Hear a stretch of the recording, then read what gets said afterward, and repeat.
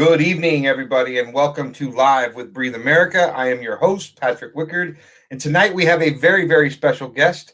Her name is Denetra Thomas. You may know her from Breathe America. She has been around for a while, and she's a very active member, and she has some very interesting posts and comments and things that I have really enjoyed reading. And sometimes it causes a little bit of controversy. So we thought it would be a great idea and a great chance to bring people or to bring her on and to have a discussion about some things.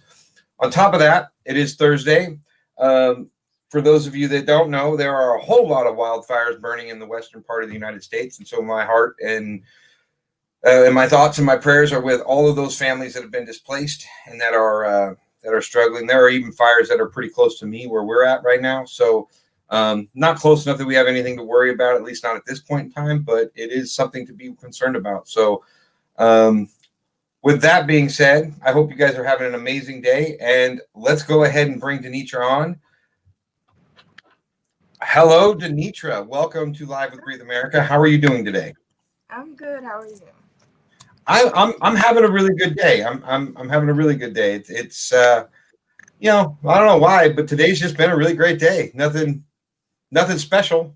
So Peace and tranquility through everything is a good day.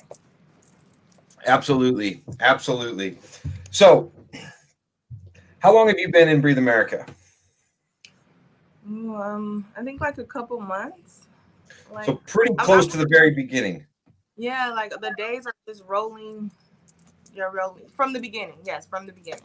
Because I came over from street. Gotcha. Okay. And I've got to ask, what are your thoughts so far on Breathe America? I think it's a great platform. I think that the people, the participants on the platform are open-minded. I think the conversations flow. I think that the ideology behind the page and the message that you guys are sending is what the world actually needs to come to an understanding for unity and for everybody to come together to reach a solution. I appreciate that. I agree with you. I think that we offer something uniquely different than what we're seeing in other places. And it's hard, though. It's not always easy. And that's the part that it gets difficult sometimes. And there's a lot of reasons why. And I've talked about this on several different occasions. But ultimately, the goal is for this right here. We are two people from very different parts of the country that have lived totally different lives, have totally different experiences, and yet, and by some accounts, we should be enemies even. And I find that a ridiculous thought. Yeah. I'm sorry. I can't look at you and see an enemy, Denitra. I just can't. No, like I can't look at anybody and see an enemy because people are people and everybody contributes to the world and the way it is. So I don't think anybody's an enemy. I think once we stop looking at each other as enemies, then we can actually make some necessary changes. That's the biggest problem, is looking at your fellow man as an enemy. No matter the color, the background, nothing. And nothing matters. It's a human being, a beautiful person. I think. What's up, Chuck? Good to see you guys here. Hello, everybody. Sorry I'm missing the hellos, and lots of people saying hi to you, Denitra. Hi, Kristen. Hi, Tammy. But I can't see. So one of the reasons I reached out to you and asked if you would like to do this with us is one of your more recent posts that got a lot of traffic and a lot of comments seemed to stir up quite a bit of controversy for people. And I wanted to give all those people the opportunity to actually hear a conversation about this and your actual perception and thoughts on this subject, because I think it's really, really important. So we're going to go ahead and pull up that. It was a very, very simple post. Mm-hmm. So what it says is, this is how a lot of Black people feel, with a finger pointed down at the graffiti on the wall. It says, "You have stolen more than we could ever loot." Now, there was a lot of controversy about this post, to say the least. And I don't know how many comments we had on it, but I think it was over 400 comments. There's a lot of conversation that happened, and Denitra took the time to go through and answer a ton and respond to a ton of people on this post, and every single time you did it in a very respectful way, and for that I want to thank you. Your responses have been amazing to read through. I'm curious as to what you thought of the responses of that post first. Okay, so I was initially shocked. I was shocked at the reaction. But then as I read on through the comments and through this whole journey of infiltrating into a different dynamic group of people, like sometimes we have our conversation amongst ourselves and our community and our family, and the conversations are they're different. They're different because we have a shared background and shared experiences. Sure. So having this conversation with a group of people that don't share my similar background and lifestyle, it was shocking to me. The responses that I got were shocking because I didn't think that people would get that upset over that what was said, but I realized why, and I understood why, and it was eye-opening for me. It was like, okay, so this is a conversation that needs to be had on a wider range, like a different platform, on a larger platform. It's a conversation that needs to be had. So I wasn't hurt, I wasn't mad, I was just surprised, and I was enlightened. I was enlightened to the fact that people of another culture, of another race, of another lifestyle can also feel as attacked as Black people feel when it comes to racism. So, and it's just a lack of it's a misunderstanding. It attributes to a misunderstanding of each other and how we feel, and a lack of accepting it and being okay with it. So I got, you have to get over it, and that happened, and I was like, we weren't slave owners, and different things like that, and I understood that. Like, that helped me understand that the people who are alive today didn't have anything to do with slavery. But unfortunately, I came to another realization that spirits in people, which we kind of attribute to hereditary, like attributes, like personalities, thought processes, and all those things, they go from generation to generation. And each generation is infected with bad spiritual energy and, corrupt thought processes. So I attributed the trauma of looting, rioting, anger, racism, bigotry, all that is a tribute to unhealed generational trauma. I just came to that conclusion.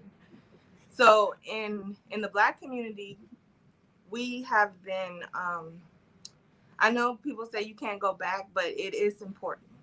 It's important and it's relevant, because if it doesn't heal in that generation, if it's not fixed, it's going to continue to affect the next generation.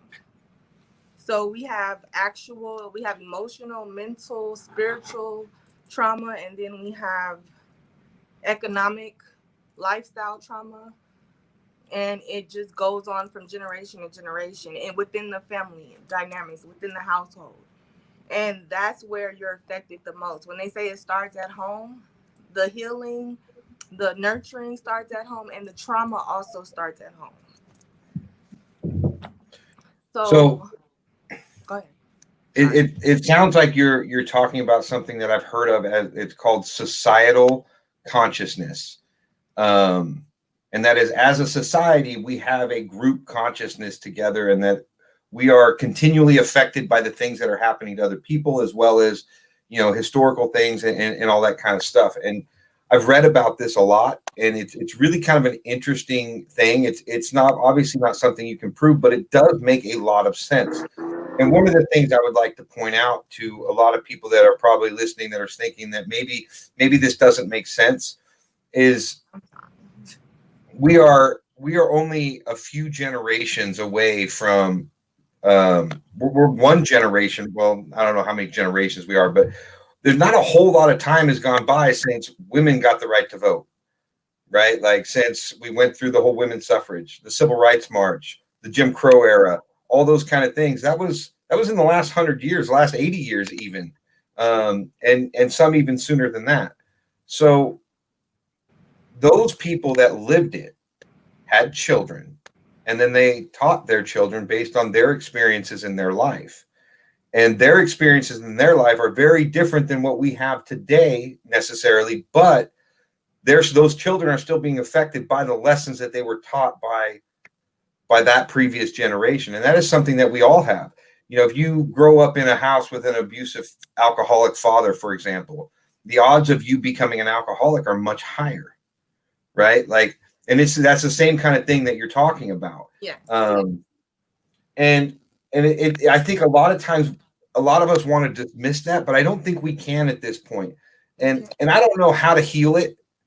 I really don't have an answer to that. The only thing that comes to my mind is this, and it's very simple. I want to, for whoever's watching, and for you, Denitra, and anybody in the African American community, I want to be a person that acknowledges what your culture, what your people have been through while in this country. Because I think acknowledging that, yeah, there has been some really horrific things done to minorities in this country throughout our history is the first step to being able to heal from it. So why is it that some others don't feel the way you do? I Go can ahead. answer that. Yeah. Yeah. So everybody wasn't affected. Some people in the Black community weren't as affected, or didn't continue from generation to generation. At some point, someone took the proper steps, had the proper level of consciousness, and had the ability to heal and make decisions that would better the next generation. So once you are in an environment where you're nurtured properly, and your hierarchy of Maslow's hierarchy of needs, I believe in that. Once your foundational needs are taken care of, then you can go to the next level. You can evolve. You need your needs taken, your basic needs: food, clothing, security, love. You need those. And if those are not taken care of, then you can't even continue to evolve as a person. So in a lot of generations, poverty and having a lack of respect for the man in the household, the lack of love for the woman, so that father and that mother, they clashed, or the father was missing out of the household because he couldn't provide for the family, and they lived in poverty, and the mother, struggled, and the kids saw that, and they grew up with that trauma. And they probably didn't take the necessary steps to heal because they didn't know how, and they were again traumatized in their lives.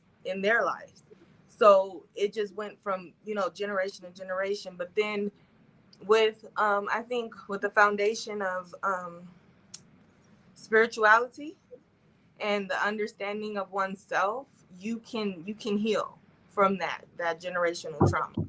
And once you do that, you are open, your eyes are open, your heart is open, your mind is open to how to deal when situations come about that might cause additional trauma. You know how to protect your family. You know how to love your family. You know how to love yourself.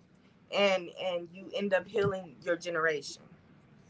But when you're stuck in a cycle of abuse and neglect, you tend to lack something, and that turns into anger and sadness and a lack of consciousness and a lack of strength.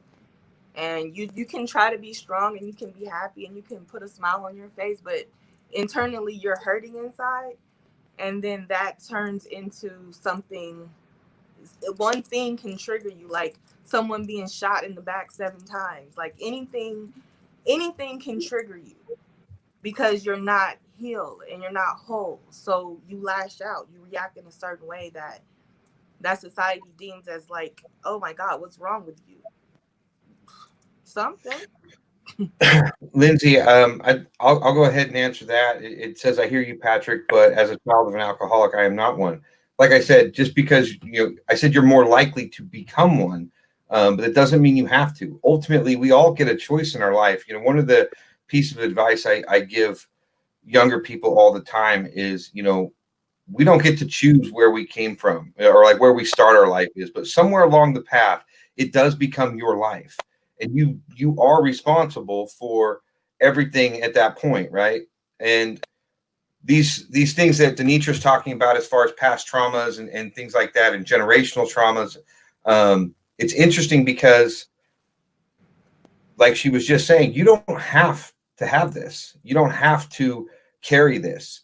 But we're in a situation now where we're trying to find understanding. And I'd like to circle back to Denetra's or the post a little bit. And the graffiti on the wall was, "You have stolen more than we could ever loot." Yes. Now, the reaction that Denetra got for this post was pretty strong. A lot of us felt a very specific way about it. Um, and I don't know if I don't want to use the word attacking because that's really not what we try to do here, but there was a lot of really strong feelings and really strong reactions to that picture. And all she was really pointing out was that this is how a lot of Black people feel. Now, I want to know, why do we feel, or at least for this is for you, Denitra, why do you feel that we feel this strongly about such a statement as white Americans? What do you feel about that? I think slavery wasn't just traumatic for Black people, but it was traumatic for white people as well, because there's a sense of guilt that is unspoken and I mean, that nobody wants to speak of. Nobody wants to and I believe that no white person should feel guilty for it. Like, you should not feel guilty for it. This was an economic decision based off government and the way they were trying to stimulate the economy and make money and build a nation. This has nothing to do with individual white people. Now, we both were victims of it because it has caused generational trauma and a generational divide amongst us as people. So I think that it's a narrative. It's a narrative that goes about in society between Black people and white people. There's a narrative that, oh, white people are racist and Black people are victims, and it's more than that. Just that it's we're thugs, we're criminals, we're all of that is false. All of that is labeling. That all of that is giving identity to individual people with individual lives and individual life experiences that has nothing. It's just wrong to label people. Even if someone says something that is racist, that doesn't mean that they are racist. That means that that's how they feel at that moment in time, and that could be attributed to anything. It could be attributed to their experience, their something that happened in their families, an experience that they had with someone that made them have that point of view. And it's just a point of view, and that point of view can be changed. We can have a conversation about someone's point of view, and they can be enlightened to another point of view. I've done it. I've had it. I've been like, angry. I've had conversations with people in my circle, and they were like, whoa, like, you're like a little bit too intense, like, you need to calm down. And it was because it was because of my experiences and how it made me feel. It was because of how I felt when that happened to me, or how I felt when I saw something happen to someone else. And we have to be open-minded and understand each other, and just kind of, you know, just be okay with the reality of what actually happened. I think facts are actual events that occurred. And that's what we have to stick to. Not about how someone feel or how they played out, but what actually happened. And that's what needs to be dealt with. And I like, whenever you want me to, I can talk about the actual things that occurred within the Black community that caused that anger to replicate, because it's deep. It's deep. The dynamics of the Black family during and after slavery has caused not only generational trauma, but a breakdown in our identity as a people. Um, Jerry put up a question here, and it says, when you, or a statement, really, it says, when you say you stole, it makes me feel like you were pointing a finger at every individual personally. Um, No, it's keep in we're not. mind, well, hold on, keep in mind, on her post, she started her post with a statement just saying that this is how a lot of Black people feel. She did not say that this is how she felt. And but no, I do understand, Jerry, exactly what you mean, and I understand why we read that and we see that you, that big you in the middle of it, it is pointing at individual people, and that is something that does make us feel a certain way. The you is not for individual people. The you is for America. The you we the protest is against government. The protest is against social and injustice. It's against injustice in the law. It's against economic injustice. It's against the oppression of a culture for the purpose of control. It's not against people. It's not against um white people. It's not against white people. It's not against individual people. It's not against the people who own those businesses.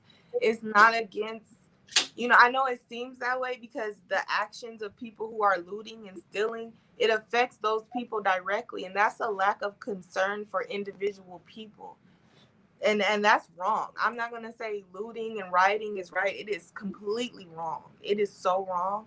But if a person hasn't come to that conclusion, and they're not able to separate what's happening in society versus, someone's responsibility for it, then it's misdirected. The There's anger a and the hurt is misdirected. Shirley put up a really great statement here, and it just says that anger is not only stimulated from slavery, it comes from abuse and neglect. And now, Yes. this is something that I think really does need to be talked about. There are things that we have continued to see in this country for a very long time. I know as recently in the last 10 years, I have a friend in real estate who has sold houses that CCNRs state that you cannot be a person of color and buy that house, right? That's in the last decade, you guys, which means from 2010 till now. So Yeah. that was still there that soon, and it probably still is in some areas. And do any of us feel like that is morally correct or right? That is absolutely abuse. That is absolutely neglect. And the purpose of that is for stimulating the economy. They want, people will pay more to live in a low crime area, a less congested area, a low traffic area. People pay more. They pay more for the houses. They pay more to rent. They pay more. So they put people of low economic status in a congested area to keep that, to control the narrative for that area, to control the spread of crime, the spread of, they don't want to mix people, because that there's no control when you mix people, when you allow people to just be themselves and commune. If there's no division, there's a lack of control. So it's just Vicky has a question on the screen. It says, if it's against the government, then why hurt individuals, their property, and businesses? because the people that are doing that are not considering individual people or their property or their businesses, because they feel like nobody has taken the time to consider them as individuals and their families or their opportunities or their just I mean it's so I was talking to a friend of mine earlier, and he's from Chicago, and like I was talking to you about a couple days ago, Patrick, about what's going on in Chicago is different from what's actually happening in Los Angeles. The crime rate, the killings, the shootings are down in Los Angeles. So I was wondering, like, why are they shooting each other? Why are they, what's going on? And he said they don't have jobs, they don't have opportunity, they don't have money, they don't have they're stuck, they're not able to leave that area, they're not able to grow, and they're angry.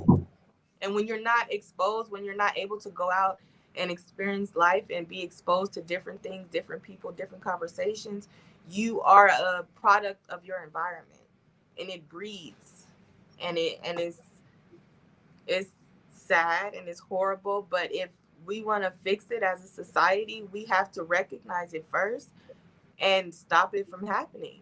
You can't just leave people in a environment, and then the devil is in the details. I mean, Section 8, welfare, all those things have been created in a way that you can't escape it easily. There's a middle ground in between being in poverty and making it to the middle class, and that middle ground is rough, extremely. So here's an interesting question for you. Is that how you feel, or the majority of Black people feel?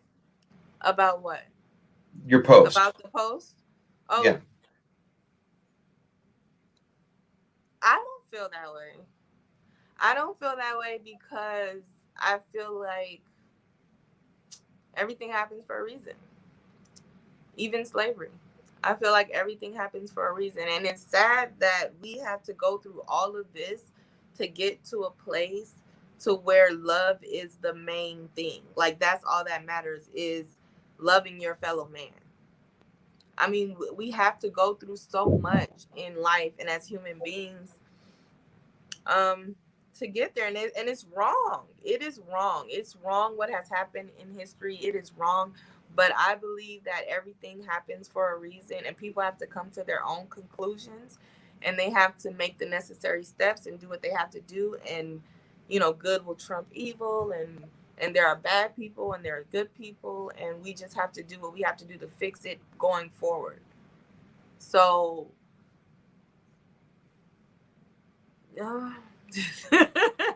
like, I don't feel like I don't agree, but I understand. I don't agree, but I understand. I think that is true. So Tammy writes, sometimes I feel like, or I feel talking about it over and over keeps these feelings and memories from healing. The question is, how do we let it go and move forward? Change it. Change it. Stop letting it be. Stop ignoring it. Stop justifying it. Change it. You have to change it. You have to get involved. You have to be passionate. You can't ignore it. You can't seclude yourself in your happy little bubble and just act like it's not happening, because it will penetrate your bubble. And that's what's happening. People bubbles are being penetrated and they don't like it. So there's an issue. So Denitra and I have had a couple of conversations prior to this, and I want to bring something up here because I think it's important. We were talking about when you were 18 and you had that job, right? And you got laid off. Mm-hmm. And what did you laid off? I quit. I quit. But what did you decide to do? How did you look at your situation and decide that, you know what, I want something different. You wanted something more. And how did you go about accomplishing that? So I had my son at 16.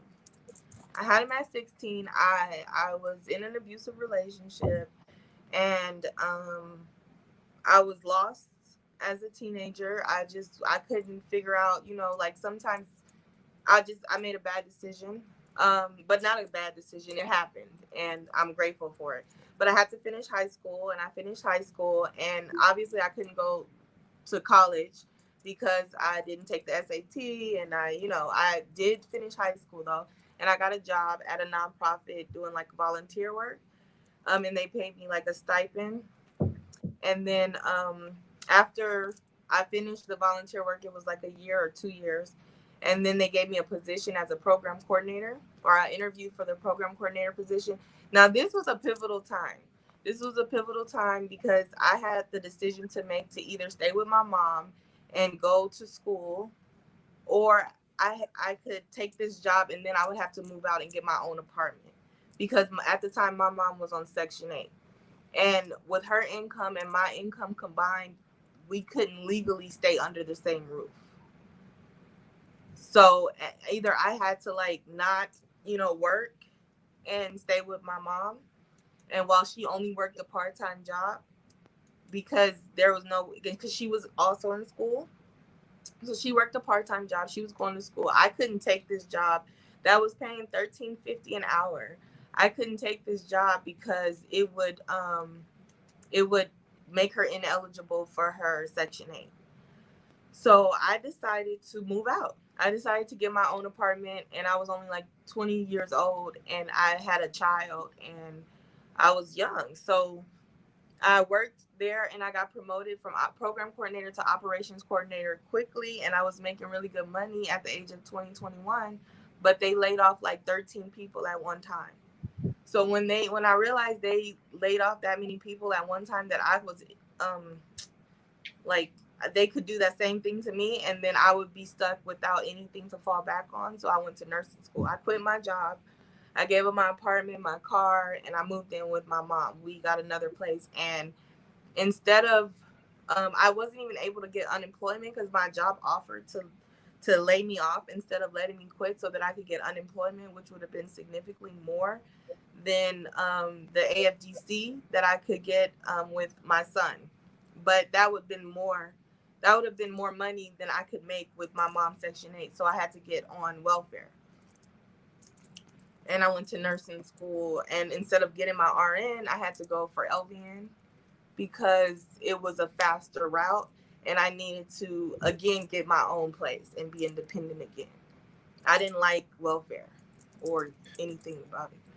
The whole reason I brought it up is there are a lot of challenges that face a lot of people, and everybody's situation is uniquely different. And based on those challenges, though, it is possible to. And Anthony brought this up just a minute ago in the comments. But yeah, it absolutely is possible. It is possible to pull yourself out of these things and to have a better situation, and you are an example of that. And personally, I absolutely I want to commend you for that. Now, Vicky says, let me say it again for the people in the back. The key to success and healing our country is in education. Our government has miserably failed our inner cities. Just imagine the intellect or intelligent, beautiful minds that have been left behind and wasted. When the government gives money to education, I don't know, to start with those poor inner city schools with lots of money. I think that's Vicky. There's nothing to add to that. You're absolutely right. We need to refund schooling in a way that, especially inner cities, all children, I believe, are entitled to the exact same level of education that everybody gets. That's one thing that I think we could do a much, much better job of. I think that with education, a lot of people and everybody pushes education, education, education. But I think we need to understand that education is a generic route. Everybody has gifts and talents and passions, and that should be the focus of allowing people to pursue their goals in life. I think that we push education, but everybody's not passionate about math and sciences and English and history. And like we were talking about the other day, like trade schools, like act like Inner city schools need to focus more on the individual talents of students, the individual strengths of students, and build upon that. I think these classrooms are overcrowded. The teachers are underpaid. The curriculum is so incredibly generic and like mind-numbingly not stimulating. And that's what actually needs to change, not just pushing an education. Everybody is not going to college. Everybody doesn't want to go to a 4-year college. These kids have gifts. They have talents. They are individual people with individual interests and individual strengths, and that's what needs to be focused on. It's I agree with you. Trade schools are a big thing for me. I mean, I went to a trade school. I'm a high school dropout with a GED that went to a 5-year trade school and gained a career and education, and the ability to make a living, and a good living at that. And a lot of times that gets missed. I think one of the biggest things, like you're talking about, Denitra, is this idea that everybody needs to, every child needs to fit the same, you know, mold, so to speak, and that doesn't work. It's a really bad way to try to educate children. I just don't We think do need to people embrace our differences and our unique talents. I believe, anyways. like people don't figure out what they want to do until later on in life, really. So trade schools would be better because at least they're able to secure an income that they can survive off of.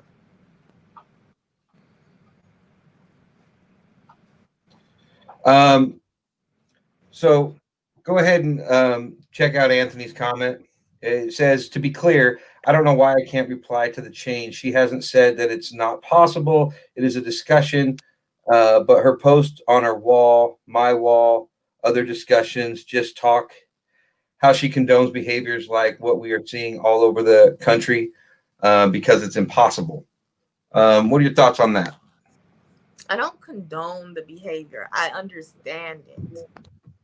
I understand it. I don't condone it, but I do understand it because I've lived the life at in the Black community. I'm a part of the Black community, so I understand where they're coming from completely, and I empathize with them because I'm from there, and I didn't, if it wasn't for um my individual effort and drive, and for my son, and because I he motivated me, like his existence made me look at things totally different. So I strived and I struggled a lot.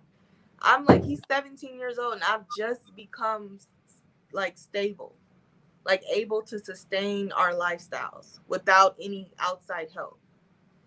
And it was difficult. And if I let the anger and the if I didn't constantly stay spiritually grounded, I wouldn't be far from throwing a grenade into a crowd. Like it's anger. The things that you see and what you experience is shocking and it's traumatizing. Because as a human being, you don't think the world is that messed up. The more innocent you are in life, you have no idea what the world is like until you grow up and experience it. And once you experience it, you're like, oh my God. Like, is it really that? Like, why would anybody do that? That's the first question you ask. And then you start to realize you keep asking that question. And until you get to a place where your heart is okay with people being people, you're going to keep asking that question. And the answer, if it doesn't come, is going to make you mad. I don't know. No, That answer your I question? no, yeah, it does. I completely agree with you. And I think that understanding why something's happening and condoning it is two very, very different things. Yeah. I'm just going to go ahead and say this after, I know Denitra pretty well at this point. I've had enough conversations that I think I can make this statement pretty clear. Denitra doesn't condone any violence at all. None of it. At all. She's a very, very peaceful person and very peace driven in all the things that she does. I mean, her whole life is about helping other people, and doing better every day. Like it's something she works on all the time. And myself, I have gone out on a limb many, many times, and I have made it very clear that violence to me is never the answer until it's the only answer. And I do not agree with rioting. I do not agree with looting, but to peaceful protest, that's constitutionally protected rights, and I do believe in the Constitution. And I think it's dangerous to lump all these people into the same category. Now, I understand why we see all the riots. I understand there's a lot of things that are the reasons why. Some of it is teenage kids going out having a good time, thinking it's fun. Some of it is people that are literally just out for themselves. Some of them it's fighting oppression. There's many different reasons why people make the decision to do this. But here's the thing: the moment they decide to throw a brick, the moment they decide to make a Molotov cocktail, the moment they decide to start a riot or start looting a store, then now they're criminals. And we have a legal system that is designed to deal with this. And unfortunately, the legal system, the police departments in a lot of these cities have been handicapped by governors that don't see it, which is why, or that are pulling them back. And the governors should take the heat for all of this, for doing that. That's my opinion on that, though. Let's see. We got the rioters and the looters should be arrested. When I was watching it, when it first happened and they first started, I was like, why aren't they being arrested? Like, why aren't they arresting these people? Like, that's how you stop it. Like, the way they let it go on and on without intervening, even from like a government official or the police on the ground, they should have intervened earlier, because it was obviously going to get out of hand. Whenever you let something go on and on, people are going to take it as an opportunity to get in on it. And you shouldn't let that go on and on. You should deal with it then, and then address what the outcry is for, what the peaceful protesters are saying, instead of turning around and focusing on the people who are doing things that are not constructive to the cause. Like, it's just, it doesn't make any sense. And it's not about you and I. It's not about the people on this live. It's about control. It's about the economic control of the people. Like, they are trying, it's government. It's all about a narrative, creating the narrative, and then letting the events feed the narrative, so that it can keep going on and on and on for what, and they see it, they know how this is going to turn out. These are very smart people. Go ahead. I'm sorry, I talked too much. So I know it's interesting. There's a conversation going on that this isn't what you're not what people expected, and I guess I'm a little surprised. I've seen you. I mean, you've been active in Breathe America since the beginning, and I have watched and seen plenty of your comments, and I think every single one of your posts. And yeah, while a lot of them stir up a lot of things, I don't remember you ever taking a hard position on anybody or anything in a way that would make would let people know how to think about you, right? I think what we're seeing here is a lot of people made a lot of assumptions about you for a lot of different reasons because of the content you post. And one of the things we strive for here is to gain understanding of people, right? To learn from other perspectives. And Denitra has gone above and beyond and out of her way to constantly show a different perspective inside of Breathe America. And it's something that, honestly, I am incredibly grateful for. And it's one of the biggest reasons why I wanted to bring you on, especially after we began talking out, personally, is because there is that disconnect between the fact that people make this assumption, and we see based on the content that you're posting, we think a certain way about a person. And if you look really closely at Denitra's word, or her words when she writes comments and when she writes posts, the things that she says, I see nothing but a person that is trying to help gain understanding for herself and offer understanding for others. So I think that's interesting to see that over there. And And I think that maybe a lot of people are surprised because I don't think they expected you to be you. Thank you. I don't know. I don't know. You know how you text, like you write something, but then you're like, no, like you erase it and then you like rewrite it, and then because you know that the tone of what you're writing can come off a certain way, so you have to be careful. So I try to be as understanding and like thoughtful when I write something, so that I don't start something or trigger anything in anybody, because I don't want that energy. Like I don't want anybody to have bad energy. Like it's toxic. So I don't know. No, I agree. I agree. Positive energy is a good thing, right? Like I'm a big believer in, maintaining a positive mindset and maintaining positive thoughts and continuing to move things in the, in a positive direction, not just for your personal life, but for your life as well, for others of people. And everybody we come in contact, I spoke about this morning. Every contact you have is an opportunity. It's an opportunity to learn. And it's an opportunity to to grow as a person. Yeah. And you have to learn yourself too.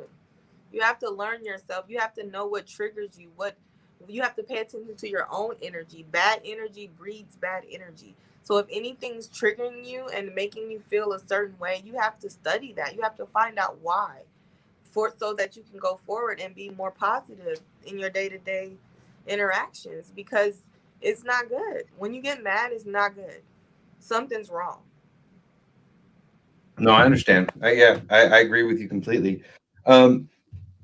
So all in all, been at this for about 50 minutes. So no, and I know you were so nervous to come on here and have this conversation. I think that you did an amazing job. We're going to go ahead and wrap this up right here. And seriously, I want to thank you very much for coming on the show and having a conversation with us. I think you've done an amazing job, and I want to thank you for being active in Breathe America and helping show another side to a story, and show another perspective, a different perspective. I appreciate that a great deal. I really do. Do you have anything else to say? I hope that I clarified. I hope that I provided some type of clarity regarding the post, because I tend to like think a lot and talk a lot. So I hope I didn't confuse anyone in my response to the question of why I posted it. If anybody wants to have like a one-on-one conversation with me, feel free to DM me and we can have a conversation and talk, further if there is any confusion or lack of understanding regarding my post or my feelings regarding this whole situation that's going on in society right now. And I just want to thank you guys for listening, and thank you, Patrick, for having me on. And, Absolutely. I didn't take too much time. No, you did wonderful. And on another note, I want, for the work you do as a nurse and the help that you offer people, I want to thank you personally. You guys don't get nearly enough credit, so thank you for what you do. Okay, I really appreciate it. Thank you. And to all the police officers, any firefighters, anyone on the front lines, teachers, everybody that contributes to our society maintaining the way it is and helping people and paying it forward, I want to thank you guys as well. I agree 100%. Denitra, it's been a pleasure having you. Thank you very much for coming on the show, and I will talk to you later. All right. Thank you again. Bye. Thank you. All right, guys. I really enjoyed that conversation. I thought it was great, and I'm really grateful that she was willing to come on and have this conversation with us. I'd like to take a few moments and talk about Washington, D.C. So typically we do this show every Thursday at 6:00, but next Thursday at 6, I will be in Washington, D.C. We land in Reagan about 5:00. So Live with Breathe America will not be at the same time. I think we're going to probably do a special show leading up, and we're going to talk more about all the information we have as far as the groups that are going to be there, and as well as the purpose behind the protest that's going on, and our thoughts and perceptions as we move closer to that day. So that's something that you guys can look forward to. We have a couple other things that we might throw together this week for you guys as well. And as always, guys, I want to thank you guys for taking the time to spend some of your night with us. And I love you guys. I think I can't say it enough. I'm inspired by you guys every single day. So continue being you, and continue to challenge the things that you think you know. And remember, be a little better today than you were yesterday. And guys, have an amazing night. Thank you very much.